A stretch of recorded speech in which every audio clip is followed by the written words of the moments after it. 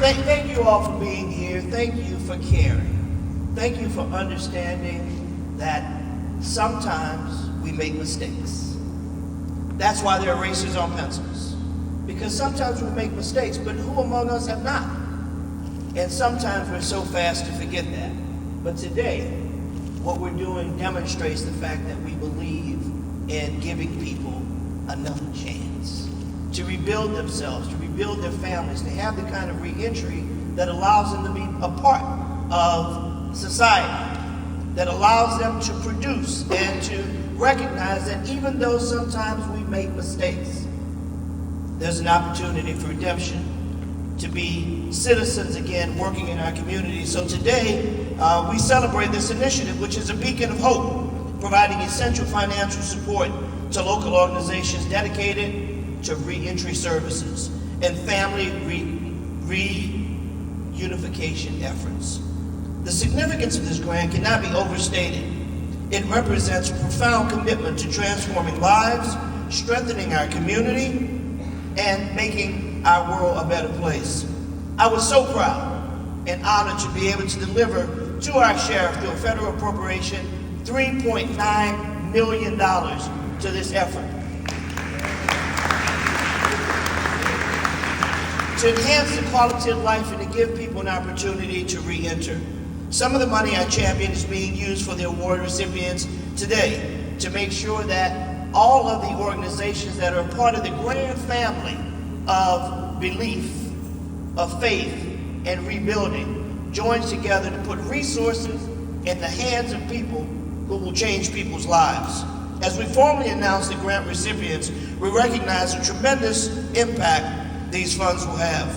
They're not just dollars and cents. They're investments in human potential, tools for change, and symbols of the belief in second chances and new beginnings.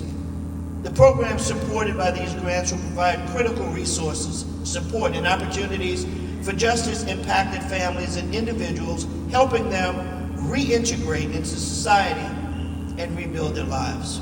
Sheriff Susan Hutson has been at the top of this from the moment she took office, hitting the ground running, visiting with me and my team, identifying resources and asking for help from the federal government, and we heard her. She put together a compelling package of what she could do if she had more resources. We heard her. Her leadership brought us today to be able to bring these resources to fruition. I firmly believe that the success of our sheriff and our jails are directly tied to the success of New Orleans and its people. I'm excited to witness the transformative powers of these grants in action. Together, we're building a future where liberation, empowerment, and resiliency are not just ideals, but lived experiences. Thank you all. Thank you, Sheriff, for your commitment. To all of the sub-recipients and all the organizations that are here, continue making a difference and know that your work is, in fact, changing lives. Because it's not enough to just invite them across the street and put them in jail. Once a person has paid their debt to society and have demonstrated a willingness to be productive citizens, we should do everything in our power to help them and make sure they never, ever return back to incarceration.